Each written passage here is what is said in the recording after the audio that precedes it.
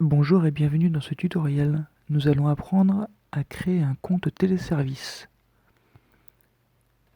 Munissez-vous de la feuille où les identifiants ont été donnés à votre enfant et tapez dans un navigateur l'adresse qui a été fournie, ac-bordeaux.fr/téléservice.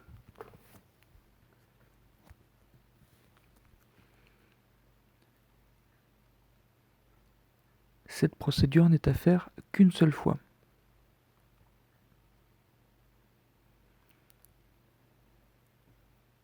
Dans les deux champs, rentrez l'identifiant qui vous a été fourni, puis le mot de passe qui est provisoire.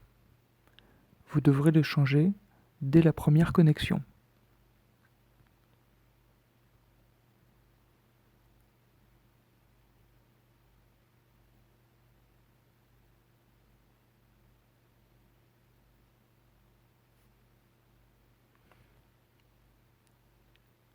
On valide.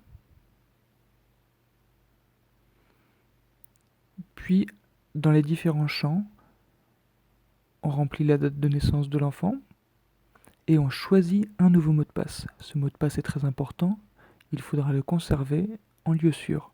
Il doit contenir des lettres et des chiffres. On doit aussi choisir une adresse email valide.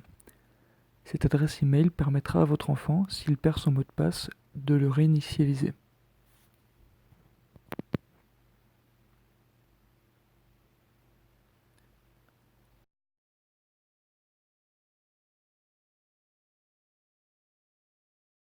Lorsqu'on a validé, le compte est créé.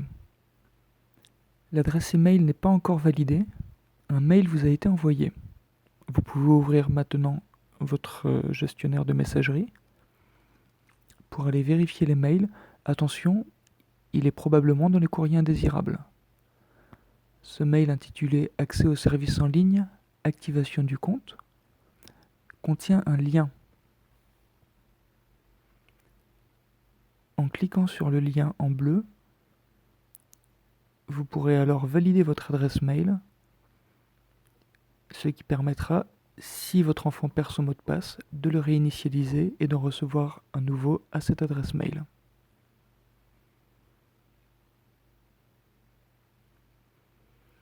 Voilà, vous avez réussi, vous avez créé vos comptes téléservices. Vous pouvez maintenant les utiliser. Cette page ne vous servira pas beaucoup. Au quotidien, vous allez vous connecter en passant par le site du collège.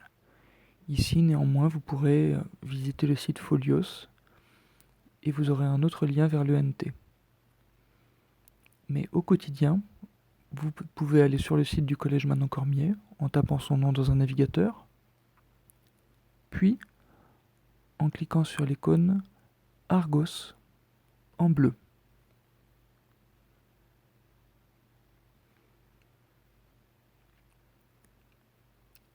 Puis en cliquant sur Connexion, vous serez invité à choisir le choix élève ou parent et ensuite à vous connecter avec vos identifiants et votre nouveau mot de passe.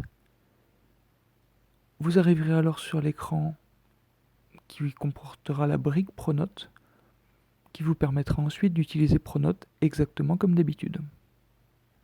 Enfin, pour la plupart d'entre vous, certains ont encore une dernière étape à effectuer. Lors de la première connexion, vous pouvez tomber sur cet écran qui vous dit que certaines informations sont incomplètes. Il faut donc compléter la date de naissance et un code postal. Puis il faut absolument cliquer sur Envoyer pour que le collège en soit averti et fasse le nécessaire pour que tout fonctionne. Une fois que ces informations sont remplies, d'ici un jour ou deux, l'administrateur du collège pourra compléter le profil et vous aurez accès à Pronote normalement. Si vous avez de la chance, vous ne verrez pas cette étape et dans ce cas-là, vous pourrez directement vous connecter à Pronote.